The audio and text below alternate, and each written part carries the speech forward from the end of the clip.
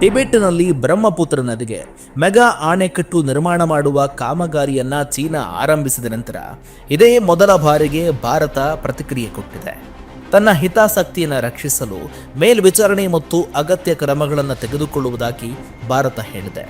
ಬ್ರಹ್ಮಪುತ್ರ ನದಿಯ ಮೇಲಿನ ಪ್ರದೇಶದಲ್ಲಿ ಕೈಗೊಳ್ಳುತ್ತಿರುವ ಈ ಬೃಹತ್ ಅಣೆಕಟ್ಟು ನಿರ್ಮಾಣದಿಂದ ಕೆಳಭಾಗದ ರಾಷ್ಟ್ರಗಳ ಹಿತಾಸಕ್ತಿಗಳಿಗೆ ಹಾನಿಯಾಗದಂತೆ ನೋಡಿಕೊಳ್ಳುವಂತೆ ಚೀನಾವನ್ನ ಭಾರತ ಒತ್ತಾಯ ಮಾಡ್ತಾ ಇದೆ.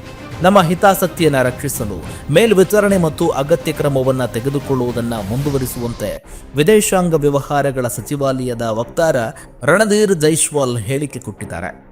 ಚೀನಾ ಅಣೆಕಟ್ಟು ನಿರ್ಮಾಣದಿಂದ ಅರುಣಾಚಲ ಪ್ರದೇಶ ಮತ್ತು ಅಸ್ಸಾಂನ ಪರಿಸರ ಸಮತೋಲನದ ಮೇಲೆ ಪ್ರತಿಕೂಲ ಪರಿಣಾಮ ಬೀರಬಹುದು ಅಂತ ಆತಂಕ ವ್ಯಕ್ತವಾಗ್ತಾ ಇದೆ. ಬ್ರಹ್ಮಪುತ್ರ ನದಿ ಬಹುಮುಖ್ಯವಾಗಿ ಈ ಎರಡು ರಾಜ್ಯಗಳ ಮುಖಾಂತರವಾಗಿ ಹರಿತಾ ಇರುವುದರಿಂದ ಆತಂಕ ಹೆಚ್ಚಾಗಿದೆ. ನಮ್ಮ ವಿಜಯವಾಹಿನಿ ನ್ಯೂಸ್ ಚಾನೆಲ್ನಲ್ಲಿ ಪ್ರಮೋಷನ್, ಜಾಹೀರಾತು, ಅಡ್ವರ್ಟೈಸ್ಮೆಂಟ್ ನೀಡಲು ಸಂಪರ್ಕಿಸಿ 9535808456.